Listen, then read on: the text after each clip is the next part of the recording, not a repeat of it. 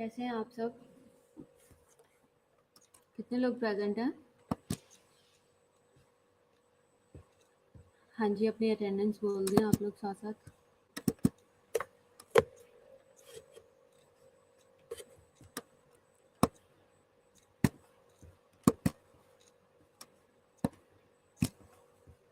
ठीक है, आज हम उसी टॉपिक को ही कंटिन्यू करेंगे। आपको बताइए हमारा टॉपिक क्या था। मेंटल हेल्थ नर्सिंग जो है वो उसका इंट्रो हमारा अभी तक चल रहा है, वो एंड नहीं हुआ। उसी में बहुत सारी चीज़ें हैं। एक्चुअली ये एक कंप्लीट यूनिट है जिसे हम कवर कर रहे हैं, जिसमें बहुत सारी चीज़ें आ जाती हैं कि मेंटल हेल्थ नर्सिंग क्या है, और उसमें पाकिस्तान का। आवाज़ आ रही है मेरी सबको? आवाज़ आ रही है बच्चों?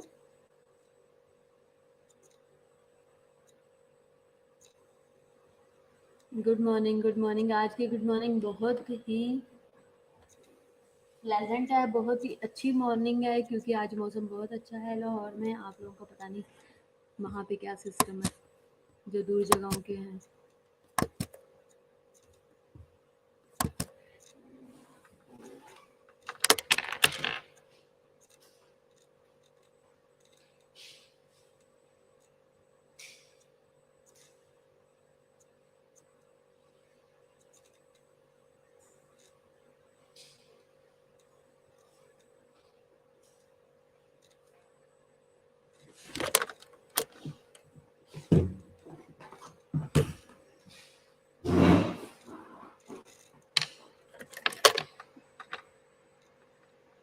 वालेकुम सलाम, वालेकुम सलाम। अनीज़ा, मुबीन। अच्छा, आज हम वहीं से स्टार्ट करते हैं, इसको कंटिन्यू करेंगे। ठीक है,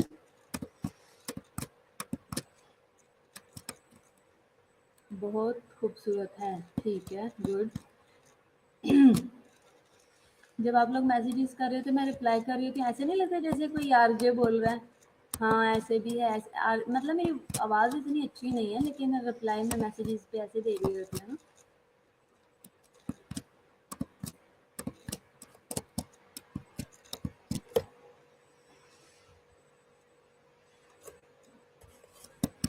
मैं ठीक हूँ। Good morning, good morning. अच्छा, हमने कहाँ पे एंड किया था? हम्म,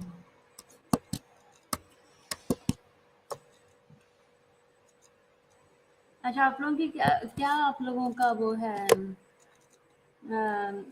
मतलब किस तरह से, क्या आप लोगों का इसके बारे में व्यू है कि ये जो हमारी ऑनलाइन क्लासेस चल रही हैं और आप वीडियो देख रहे हो, आवाज़ सुन रहे हो, और इस तरीके से, और ये वो कैसा है? क्या फीडबैक है आप लोगों की? कुछ मज़ा भी आ रहा है? मेरा मैं ठीक हूँ।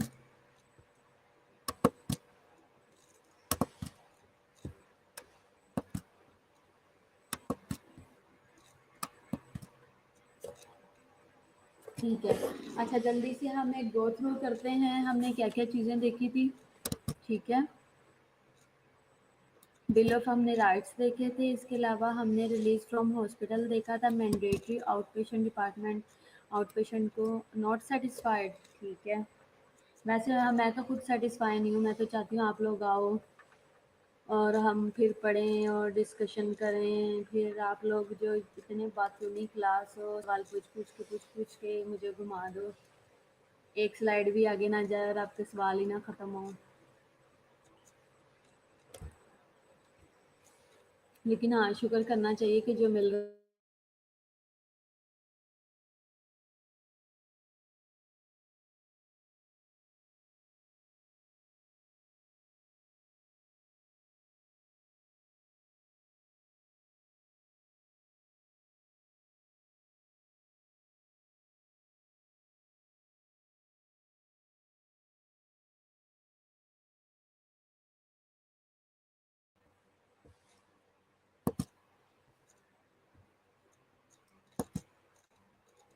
ठीक है, हाँ जी कायनात, गुड मॉर्निंग।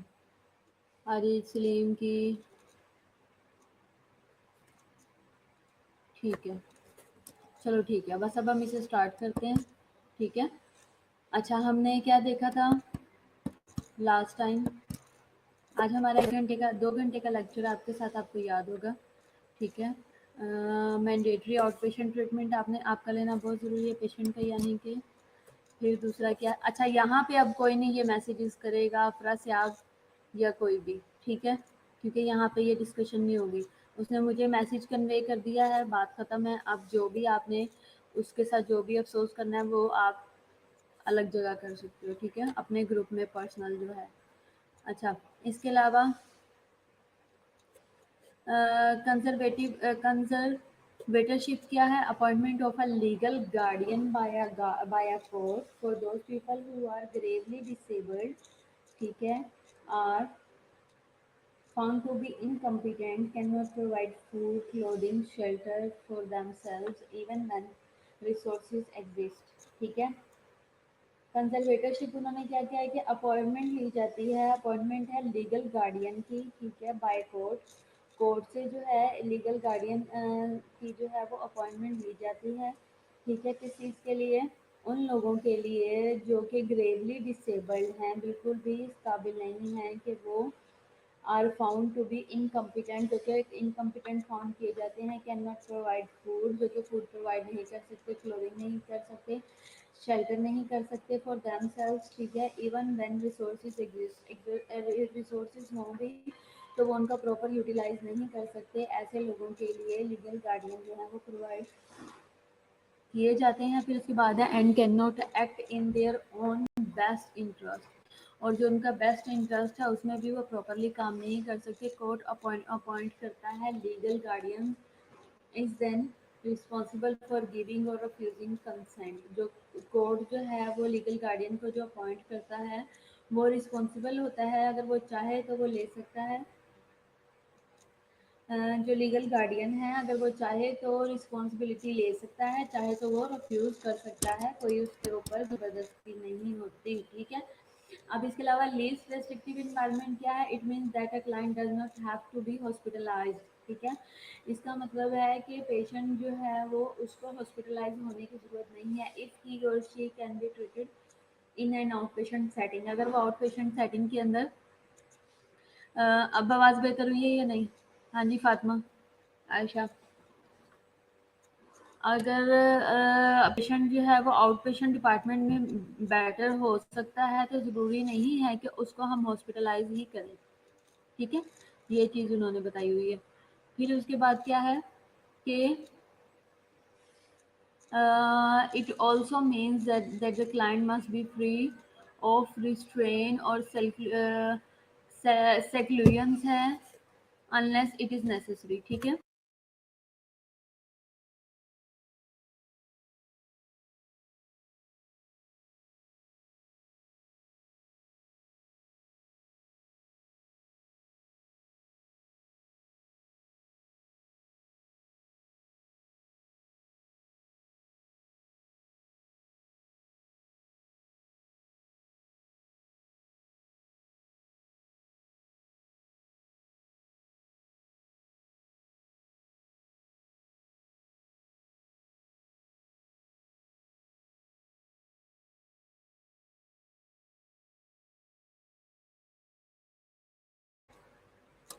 आ जाओ।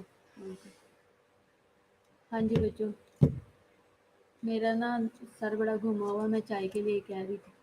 अच्छा, इसमें क्या है साथ में कि एक और चीज़ उन्होंने क्या है, it also means that the client must be free of restrain, patient को बांधना अलाउ नहीं है। एक ऐसी सिचुएशन आई है, एक ऐसा वक्त आया है जब गवर्नमेंट ने ये देखा कि पेशेंट्स के साथ बहुत ज़्यादती होती है, उन्हें बांधा जाता है, रिस्ट्रेन किया जाता है और बांध के हर वक्त रखा जाता है। जैसे कि आपने वो देखा है ना तेरे नाम, बेचारे को बांधा होता, अगर बांधा ना होता तो वो शायद अपनी फैमिली को मिल लेता, उस टाइम उन्हें बता सकता कि मैं ठीक हूँ, मुझे कोई प्रॉब्लम नहीं है, मुझे साथ ले जाओ, है ना। तो ये जो बांधने वाला चक्कर है ये जो है ये गलत है, इस बात को जो है वो इस पे कोर्ट ने काम किया और ये वाला जो सिलसिला था इसको ख़त्म कर दिया गया, ठीक है।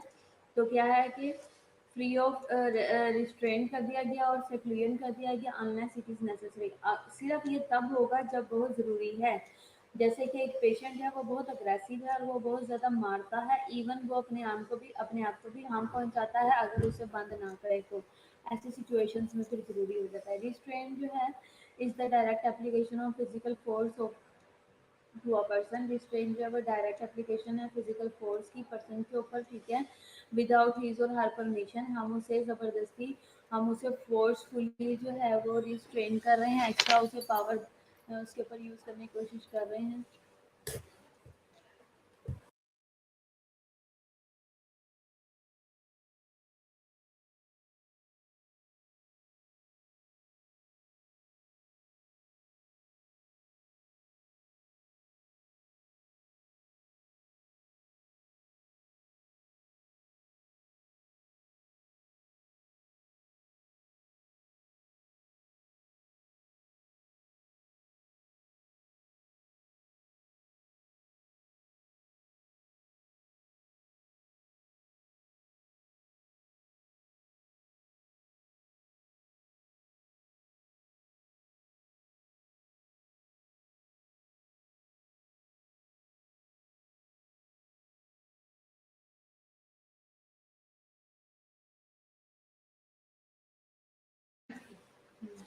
अच्छा, वो क्या कह रहे हैं कि रिस्ट्रेंट जो है वो direct application of physical force है, ठीक है। तो इसके बाद क्या है कि इसमें क्या होगा कि पर्सन विदाउट हिज और हर परमिशन, हम उसकी परमिशन के बगैर उसको बांध देते हैं। टू रेस्ट्रिक्ट हिज और हर फ्रीडम ऑफ मूवमेंट, हम उसकी फ्रीडम को जो है वो उस टाइम में बंद कर रहे हैं, ख़त्म कर रहे हैं। तो ये क्या है कि ये भी आउट ऑफ लॉ है या लॉ के अगेंस्ट है, ठीक है। तो वो थोड़ा सा इंटरप्शन इसलिए हो रहा है कि दरमियान में आके ना कुछ लोग मुझसे बातचीत कर रहे हैं थोड़ी सी काम शाम के बारे में, ठीक है। तो आवाज़ इस वजह से नहीं आ रही, मैं माइक बंद कर देती हूँ। अच्छा, फिर इसके अलावा क्या है, ह्यूमन ह्यूमन रिस्ट्रेंट हो गया। इसके अलावा मैकेनिकल रिस्ट्रेंट हो गया, आप बंदे पकड़ लेते हैं, या फिर अपर आपका लोग पकड़ लेते हैं, या फिर ये होता हाँ, और या फिर उसको मैकेनिकली यानी कि चेन्स वगैरह के साथ बांध दिया जाता है। केमिकल रिस्ट्रेंट क्या है, सेक्लूजन जो है वो is the involuntary confinement of a person in a specially constructed locked room equipped with a security window और camera for direct visual monitoring. अब जैसे आपने देखा होगा कि पाकिस्तान में तो ऐसा रेयर है, कम है, मैंने ऐसा देखा नहीं है, लेकिन मूवीज़ में अक्सर ऐसा देखने में आता है कि लोग वो ये करते हैं कि वो इस तरह से करके उनकी उनको बांधने का जो एक उनकी एक स्पेशल बांधने वाली एक टेक्निक है कि वो इस तरह से कपड़े के अंदर उनके हाथ इस तरह से बांधे होते हैं और हाथ इस तरीके से बंद होते हैं। पेशेंट जो है वो अपने हाथ को हिला नहीं सकता। आपने देखा होगा वाइट कलर का उनका यूनिफॉर्म होता है। और दूसरा ये कि उनको जिस रूम में रखा जाता है उस रूम में कैमरे लगे होते हैं। एक बंद कमरा होता है, उसके अंदर कैमरे होते हैं और उस रूम के अंदर पेशेंट्स को रखा जाता है, ठीक है। तो ये क्या है, ये एक स्पेशली कंस्ट्रक्टेड रूम होता है और लॉक्ड रूम होता है और एक्यूब्ड होता है सिक्योरिटी के साथ। सिर्फ उसके अंदर एक विंडो होती है जिसमें से देख सकते हैं, बात कर सकते हैं और खाना नीचे से भिजवा देते हैं। और कैमरा भी होता है ताकि डायरेक्ट उसको जो है विजुअलाइज कर किया जा सके, ताकि डायरेक्टली मॉनिटर किया जा सके सारी एक्टिविटीज़ को, ठीक है। फिर उसके बाद है एनी शार्प और पोटेंशियली डेंजरस ऑब्जेक्ट्स जो हैं such as pens, glasses, belts और मैच बॉक्स, मैथमेटिक्स वगैरह are remove from the client as a safety precaution. ये तमाम चीज़ें पेशेंट के पास से रिमूव कर दी जाती हैं ताकि पेशेंट जो है वो अपने आप को हार्म ना पहुंचा सके। मैं हैंड फ्री ऐसे रखूँ, आवाज़ आपको ठीक आ रही है? आवाज़ ऐसे हैंड फ्री रखने से ठीक आ रही है? अच्छा, कोई भी शार्प या पोटेंशियली डेंजरस ऑब्जेक्ट जो है वो पेशेंट के पास नहीं रखा जाता, जैसे कि पेन। अब आप सोचोगे कि पेन कैसे नुकसान पहुंचा सकता है। एक पेन से लोग सैकड़ों मर्डर कर देते हैं।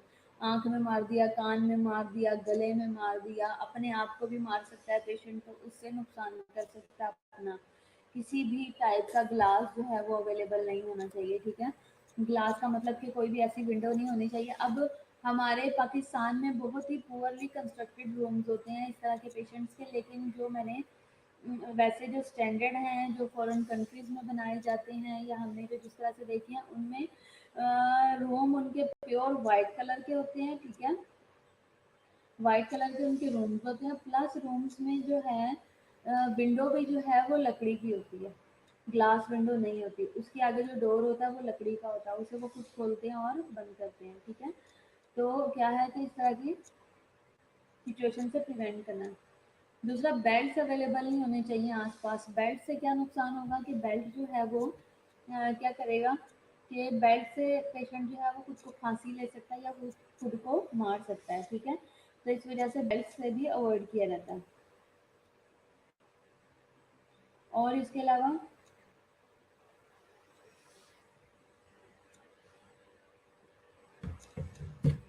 क्या चीज़ है कि एनी शार्प पोटेंशियल भी हो गया, सेफ्टी प्रिकॉशन ले लिए हैं, और हर तरह की चीज़ माचिस वगैरह जो है वो रिमूव कर दी जाती है पेशेंट के आसपास से, ठीक है। अब ये आप देख सकते हो कि पेशेंट है, एक रूम में बंद है, इसे बाहर से देखा जा रहा है, ये विंडो क्लोज कर दी जाएगी, ये पेशेंट यहाँ पे अकेला रहेगा। अब मेरी नज़र में ना, मैं अगर देखूँ या समझूँ, मेरी नज़र में ऐसे पेशेंट जो हैं वो बेचारे ज़्यादा टॉर्चर होते हैं, जिनको बिल्कुल ही एक कमरे में बंद कर चीज़ें फेस करनी पड़ती हैं, चीज़ें फेस करनी पड़ती हैं। और मैं आपको एक और बात बताऊं कि ये जो पेशेंट्स होते हैं ये नॉर्मली डिजीज़ के साथ नहीं होते, नॉर्मल मेंटल इलनेस के साथ नहीं होते, ये बहुत बड़ी बड़ी डिजीज़ के साथ होते हैं, जिसमें इनको हलूसिनेशन होती है, डिल्यूजन्स होती हैं, ठीक है। और ऐसी ऐसी डिल्यूजन्स होती हैं कि जो बंदा हलूसिनेशन में जो बंदा अवेलेबल भी नहीं होता, जो नज़र भी नहीं आ रहा होता, जो एग्जिस्ट भी नहीं कर रहा होता, ये उन्हें देख सकते हैं, उनसे बात कर सकते हैं, वो उनको नुकसान पहुंचा सकता है। उसके लिए माइंड में इनका एक कंसेप्ट बन जाता है कि ये वो मुझे नुकसान पहुंचाएगा, और वो नुकसान पहुंचा सकता है उनको। और ऐसे लोगों को कानों में जो आवाज़ें आती हैं वो आवाज़ें ये कहती हैं, मार दो, तोड़ दो, कर दो, ऐसे कर दो, वैसे कर दो, फांसी ले लो। कभी आपका विजिट हो या कभी चांस हो या कभी आप आज आप ऐसा करना, मैं आपको एक असाइनमेंट देती हूँ। आज आप लोगों ने ये करना है कि आपने जो मेंटली अपसेट पेशेंट होते हैं उनकी डॉक्यूमेंट्री देखनी है, ठीक है। या आप सिंपल, आप कुछ ना करो, आप शिज़ोफ्रेनिया के पेशेंट की आपने जो है वो डॉक्यूमेंट्री देखनी है, ठीक है। डॉक्यूमेंट्री में आपने क्या देखना है कि डॉक्यूमेंट्री इस तरह से होनी चाहिए कि किसी पेशेंट की रियल लाइफ सिनेरियो की कोई वीडियो होनी चाहिए, या किसी की टेस्टिमनी होनी चाहिए, कोई अपने बारे में बताए कि मैंने ये चीज़ें सफ़र की हैं। तो आपको कंप्लीट एक जो है ना, फिर उसके बाद कायनात आपने ये करना है, जब आप लोग देख लोगे तो कायनात आपने जो है ना इनको राइट्स दे देने हैं कि ये ग्रुप में मैसेज करें। तो फिर आपने आपने जो सीखा और जो आपने वहाँ से अंडरस्टैंड किया, फिर आप मुझे ग्रुप में मैसेज करना, तो वो फिर हम उसको डिस्कस करेंगे, ठीक है। तो आप उससे बहुत इंजॉय करोगे और आपको हर एक चीज़ जो है वो क्लियर कट माइंड में आ जाएगी, ठीक है। और सब बच्चे करेंगे, ठीक है, जितने लोग भी आप प्रेजेंट हो और जितने नहीं हैं प्रेजेंट, सबको मैसेज करना है, सबने पार्टिसिपेट करना है इसमें, ठीक हो गया। अच्छा, क्या है राइट्स रिगार्डिंग रिस्ट्रेन और सेक्लूजन। जो राइट्स हैं वो क्या क्या, doctor of least restricted means of restrain for shortest time always the rule, ठीक है। डॉक्ट्राइन क्या है, least restrictive means of restrain का, कि शॉर्टेस्ट टाइम के लिए आपने जो है वो, ये रूल है कि हमेशा शॉर्टेस्ट टाइम के लिए आपने पेशेंट को जो है वो रिस्ट्रेन करना है, ठीक है। लेजिस्लेशन इसके बारे में क्या करती कहती है, यानी कि रूल्स रेगुलेशन, लॉ क्या कहता है इसके बारे में, provide strict guideline for use, ठीक है। इसके बारे में जो है वो स्ट्रिक्ट गाइडलाइंस हैं, जैसे कि when behaviour is physically harm to patient और अदर्स, ठीक है। इसके अलावा जब बिहेवियर पेशेंट का जो है वो फिजिकली जो है वो हार्मफुल हो सकता है पेशेंट के लिए या दूसरों के लिए, तब हम उसे करेंगे। इसके अलावा क्या है, व्हेन लीस्ट रेस्ट्रिक्टिव मेजर्स हों आर इनसुफिशिएंट, ठीक है। जो भी रेस्ट्रिक्टिव मेजर जो है वो इनसुफिशिएंट हैं। और दूसरा, इनसुफिशिएंट मीन्स इस ये कह लो कि इंसुफिशिएंट इस सेंस में ले लो कि अगर पेशेंट जो कि जैसे रूम है हमारे पास उतना वेल एक्यूप्ड नहीं है कि अगर हम उसको पेशेंट को बांध दें तो विंडो सारी की सारी प्रॉपरली बनी हुई नहीं है, ठीक है। डॉक्ट्राइन का मतलब होगा कि जैसे कि रिटर्न में कुछ डॉक्यूमेंट्री बनी हुई है या डॉक्यूमेंटेड चीज़ इससे रिलेटेड क्या है, ठीक है। तो जिस तरह से अगर रूम वेल एक्यूब नहीं है, फैसिलिटी आपके पास वेल एक्यूब नहीं है, लेजिस्लेशन का मतलब मैंने आपको पहले बताया है कि जो रूल्स और रेगुलेशंस क्या कहते हैं, इसके बारे में लॉ क्या कहता है। लेजिस्लेशन हमें प्रोवाइड करती है कि जब बिहेवियर पेशेंट का बिहेवियर फिजिकली हार्मफुल है अपनी तरफ और दूसरे की तरफ, जैसे कि मैंने आपको पहले भी बताया है, तो हमने फिर पेशेंट को जो है वो रिस्ट्रेन करना है। दूसरा, जब हमारे पास सहूलतें अवेलेबल प्रॉपरली नहीं है, इनसफिशिएंट है, तब हमने करना है। When decrease in sensory over stimulation जो है वो, जब वो डिक्रीज हो तो तब हमने करना है। सेक्लूजन ओनली इज नीडेड, जब ज़रूरत हो तो सिर्फ आपने तब करना है जब पेशेंट ओवर स्टिमुलेटेड है। मैंने आपको बताया था कि जो अग्रेसिव पेशेंट होते हैं वो इतने स्टिमुलेटेड होते हैं, इतना ज़्यादा उनके न्यूरॉन्स, उनका ब्रेन इतना काम कर रहा होता है कि 10-10, 15-15 लोग एक बंदे को संभाल नहीं सकते। ठीक है, जब ऐसी सिचुएशन होती है कि पेशेंट टू मच एग्रेसिव है, उसे नहीं हैंडल कर सकते, तब भी हम जो है वो सेक्लूजन में पेशेंट को रखते हैं। सेक्लूजन का मतलब है एक बंद कमरे में रखना, ठीक है, और रिस्ट्रेन का मतलब है बांधना पेशेंट को। when patient anticipates that control environment, ठीक है, would be helpful and request seclusion, ठीक है। जब पेशेंट एंटिसिपेट करता है कंट्रोल एनवायरनमेंट से रिलेटेड और वो उससे रिलेटेड हेल्पफुल हो सकता है, या वो भी रिक्वेस्ट करता है कि मुझे जो है वो एक बंद कमरे में रख दिया जाए, मैं थोड़ा सा इस एनवायरनमेंट से अवॉइड करना चाहता हूँ, मैं थोड़ा सा सेफ फील करना चाहता हूँ, तो इस सिचुएशन में भी हम पेशेंट को क्या है कि सेक्लूजन में रख सकते हैं ऑन रिक्वेस्ट। ठीक है, कौन आप में से कितने लोगों ने नाश्ता किया हुआ?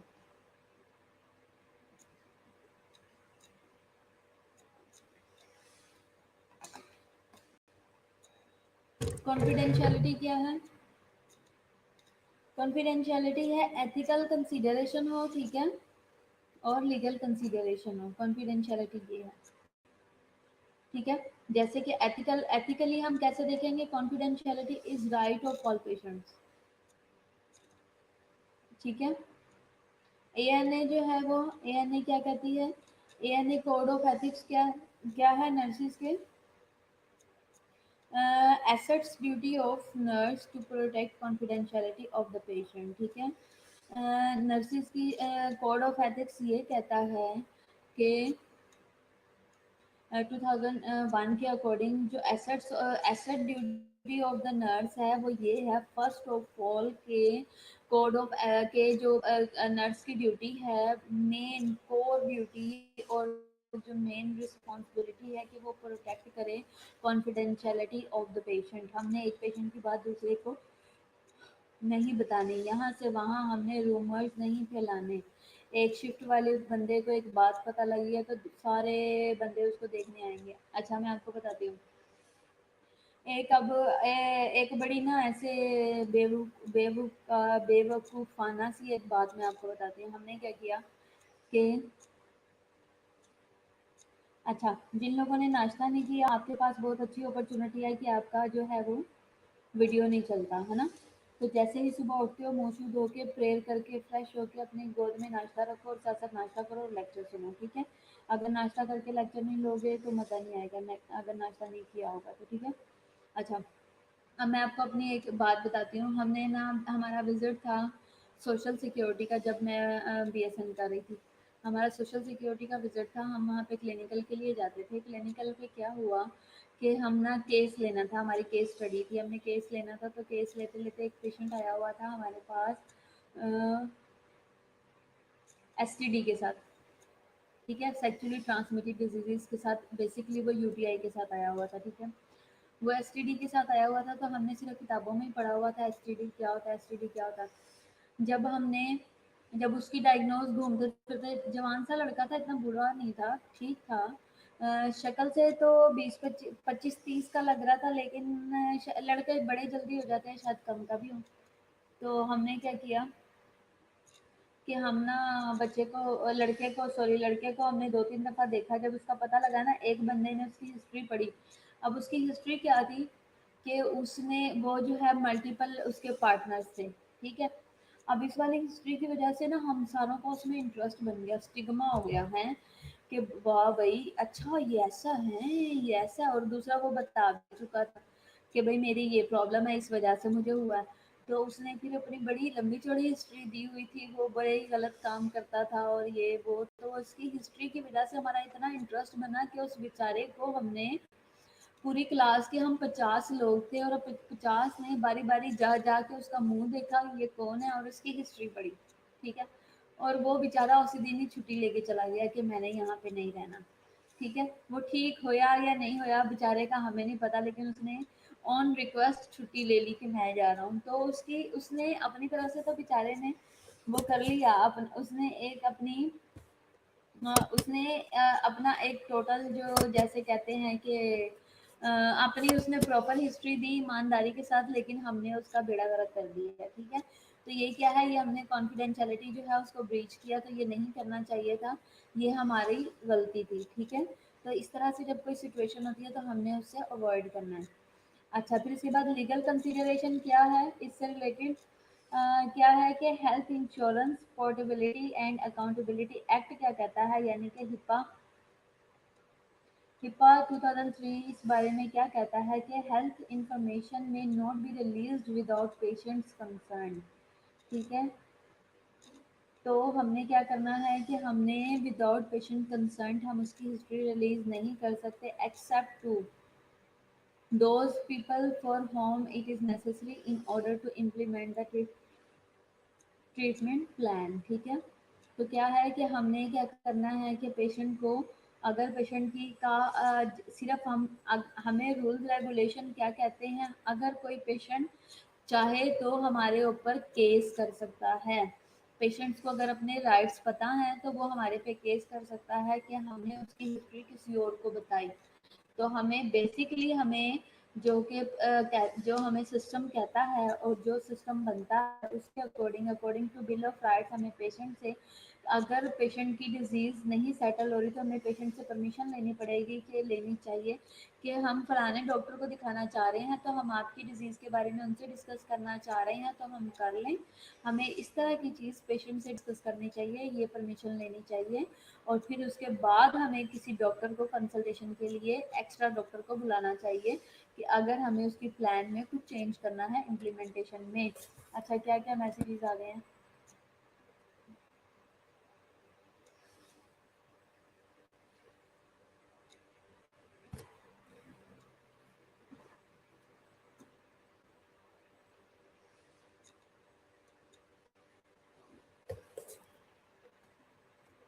क्यों, ऐसा क्या, ऐसा हिस्ट्री में क्या था मरियम?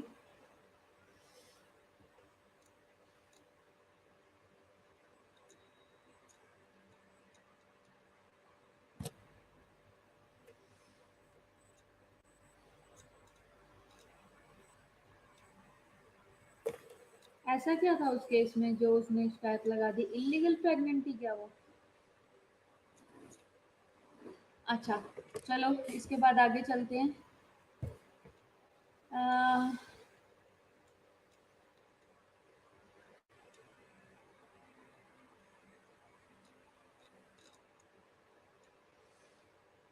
राइट्स का अब्यूज कर रही थी, हाँ मिस यूज कर रही होगी ना।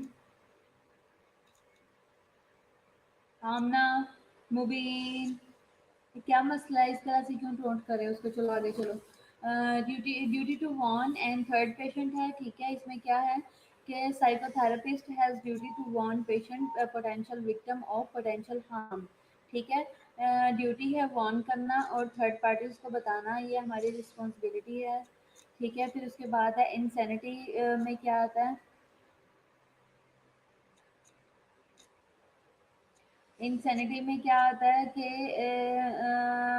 जैसे कि द इंसैनिटी डिफेंस में क्या है, also known as the mental disorder defence है, is a defence by excuse in the criminal trial arguing that the defendant is not responsible for their action due to an episodic और persistent psychiatric illness. ठीक है, ये insanity, इंसान कहते हैं जैसे कि बच्चा बच्चा कह लो कि इंसान उसमें ले लिया गया है या मेंटली इतना ठीक नहीं है, इसलिए ये इंसान में काउंट होता है। तो वही वाली बात है कि जब कुछ कर लिया, जब कुछ ऐसा कर दिया और उसके बाद कह दिया कि ये मेंटली अपसेट है, ये जो है ये मेंटली रिटार्डेड है, तो ये इंसैनिटी इंसैनिटी डिफेंस उसका ले लिया कि अब ये आर्ग्यू नहीं कर सकता, क्राइम तो कर चुका है, एक्सक्यूज ले लिया क्रिमिनल ट्रायल्स का कि ये जवाब नहीं दे सकता, ये मेंटली हालत इसकी बेहतर नहीं है, ये कुछ बता नहीं सकता। तो इस तरह की जो सिचुएशन में आ जाते हैं। फिर उसके बाद टॉर्ट क्या है? टॉर्ट जो है वो रॉन्गफुल एक्ट है, जो कि जिसका रिजल्ट जो है वो इंजरी है, लॉस है और डैमेज है, ठीक है। टॉर्ट की दो टाइप्स होती है, इंटेंशनल होती है और अनइंटेंशनल होती है। अनइंटेंशनल में क्या है, नेग्लिजेंस और मेल प्रैक्टिस आता है, ठीक है।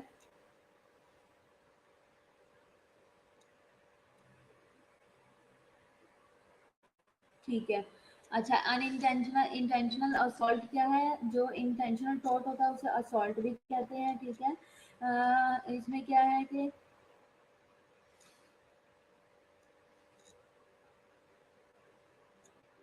हाँ, बिल्कुल उसी तरीके से ही है कि उसने मर्डर किया और उसके बाद वो जो है वो अपने आप में क्या हुई कि वो इंसैनिटी डिफेंस उसने लेने की कोशिश की, वो खामोश होगी, मैं रिप्लाई नहीं कर सकती, मैं बोल नहीं सकती।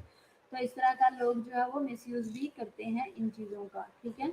नेग्लिजेंस और मेल प्रैक्टिस क्या है, नेग्लिजेंस और malpractice is an act. अब इसमें थोड़ा सा एथिकल पॉइंट ऑफ व्यू से भी बताऊंगी मैं आपको कि नेग्लिजेंस और मेल प्रैक्टिस जो है वो एक एक्ट है। और अब बेसिकली नेग्लिजेंस है कि जो मैं एथिक्स पढ़ाती हूँ, जो मैं आगे आपको पढ़ाऊँगी, एथिक्स का जो हमारा पॉइंट ऑफ व्यू है, उसमें नेग्लिजेंस है कि जो एक स्टैंडर्ड सेट है, जब आप उससे बिलो काम करते हो, तो वो क्या है, वो नेग्लिजेंस है। सेट स्टैंडर्ड से जब आप नीचे काम करते हो, नेग्लिजेंस है। और मेल प्रैक्टिस क्या है कि जो आप प्रोफेशनल नेग्लिजेंस करते हो, उससे मेल प्रैक्टिस बोला जाता है, ठीक है। कि नेग्लिजेंस और malpractice is an act और an omission to act that breaches the duty of due care or results in or responsible for a person's injury, ठीक है। नेग्लिजेंस या मेल प्रैक्टिस क्या है, ये एक ऐसा एक्ट है या ओमिशन है टू एक्ट, यानी कि जो एक एक्ट बना दिया गया है, एक रूल या एक सेट बना दिया गया है, ठीक है, उससे रिलेटेड उसको ओमिट करना, उसको स्किप करना, उसको जो है वो ब्रीच करना है, ठीक है। The duty of due care, जो आपकी ड्यू केयर बनती थी उसको आप जो है वो ओमिट कर रहे हो, आप उसे नहीं टाइम पे परफॉर्म कर रहे या निगलेक्ट कर रहे हो, उसके रिजल्ट में या फिर उसका जो भी रिजल्ट निकलता है उसमें क्या है कि ये क्या है, is responsible for a person injury. इसका रिजल्ट ये निकलेगा कि पर्सन को इंजरी हो सकती है। ये मैंने आपको बताई है वर्ड टू वर्ड मीनिंग समझने के लिए। बेसिकली इसमें क्या होता है कि नेग्लिजेंस या मेल प्रैक्टिस क्या है, ये एक सेट रूल्स या एक सेट एक्ट यानी कि एक पॉलिसी बनी हुई है, आप उसको ओमिट कर रहे हो, उसको आप स्किप कर रहे हो, उसको निगलेक्ट कर रहे हो और अपनी मर्जी से काम कर रहे हो, जो आपकी ड्यू केयर बनती थी वो प्रोवाइड नहीं कर रहे। उसका नतीजा ये निकल रहा है कि पेशेंट जो है उसके लिए इंजरी हो रही है। जैसे कि फॉर एग्जांपल, पेशेंट इंजरी का मतलब ये नहीं है कि आपने उसे चाकू मार के चोट दे दी, सर फाड़ दिया, नहीं, इंजरी का मतलब ये नहीं है। इंजरी का मतलब यहाँ पे किसी भी किस्म का पेशेंट का जो नुकसान होगा वो इंजरी में आएगा। जैसे कि फॉर एग्जांपल आप ले लो कि पेशेंट को फीवर है 102 और लिखा हुआ है कि इसका 104 फीवर है और लिखा हुआ है कि आर्ली आपने बीपी लेना है, लेकिन आपने आर्ली बीपी नहीं लिया, रात 12 बजे तक आर्ली लिया और जब जब जरूरत पड़ी आपने पैनाडोल दी और स्पंजिंग की, ठीक है। पेशेंट का बीपी 12 बजे तक बिल्कुल A1 स्टेबल रहा, लेकिन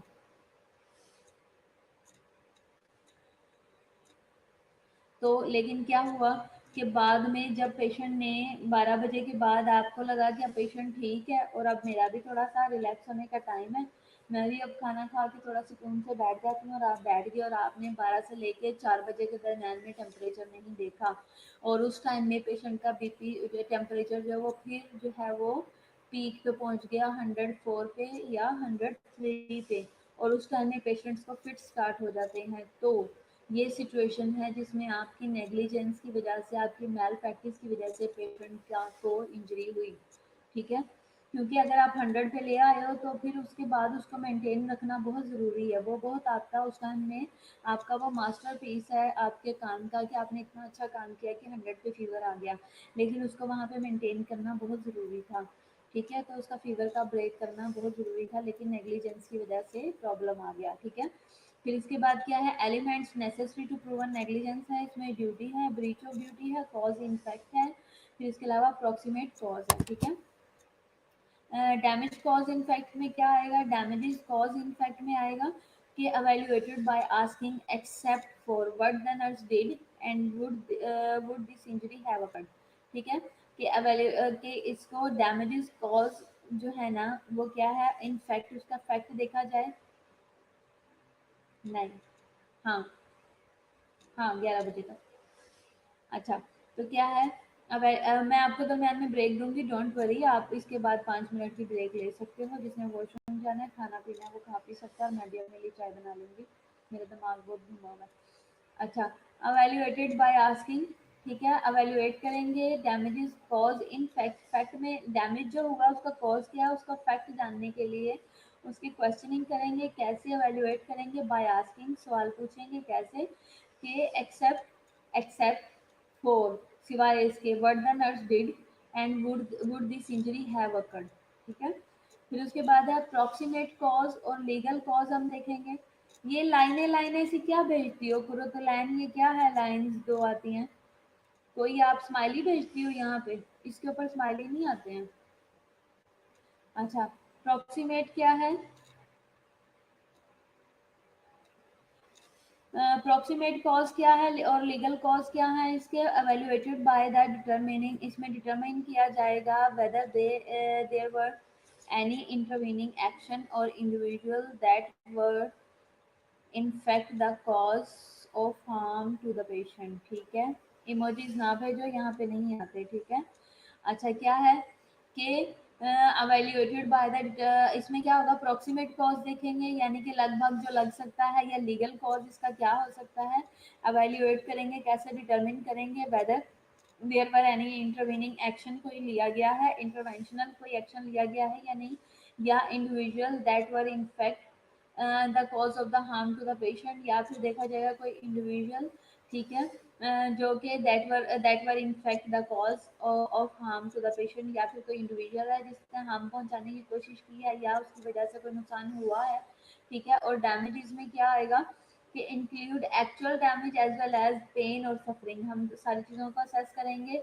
four C ability of harm में क्या आएगा, फोर का मतलब होता है ये दूर वाला फोर, ठीक है, ई जिसके आगे लगा है ये दूर वाला फोर है, फोर सी यानी कि दूर अंदेशी देखेंगे। एबिलिटी ऑफ फार्म कैसी हो सकती है, जैसे कि एवेल्युएट करेंगे likelihood of outcome under circumstances, ठीक है, दूर अंदेशी में, या फिर ये कह लो कि सिक्स सेंस कह लो, कि उसमें क्या किया जाएगा, एवेल्युएट करेंगे लाइकलीहुड ऑफ आउटकम क्या हो सकते हैं अंडर सर्कमस्टांसिस, और क्या हो सकता था या हुआ है।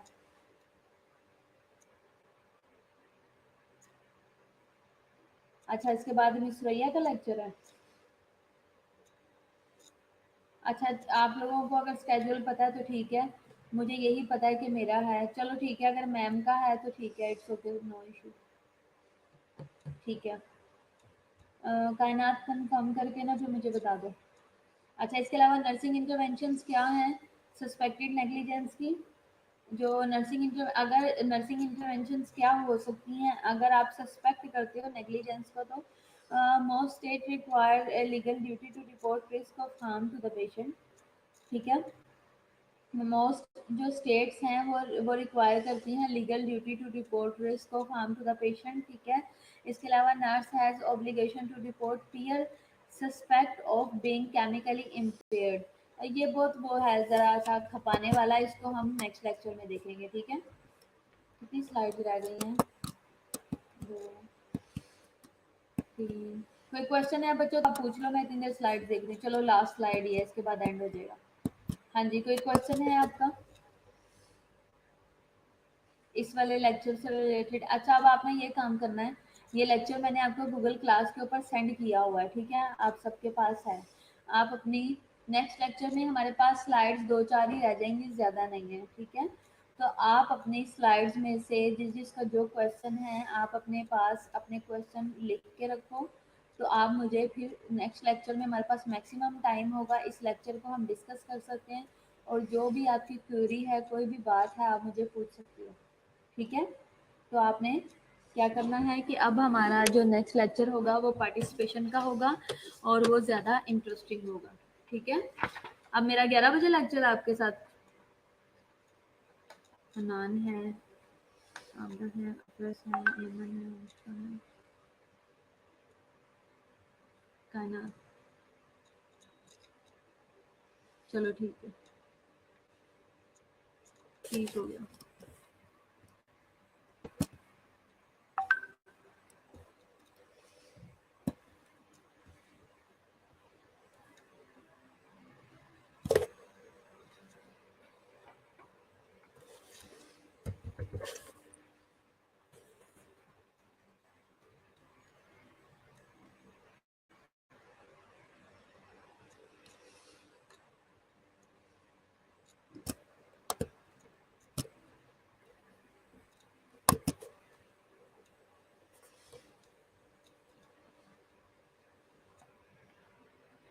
अगर आप लोग जाना चाहो लेक्चर छोड़ के तो जा सकते हो, जो ब्रेक वगैरह करनी है आप कर लो, ठीक है।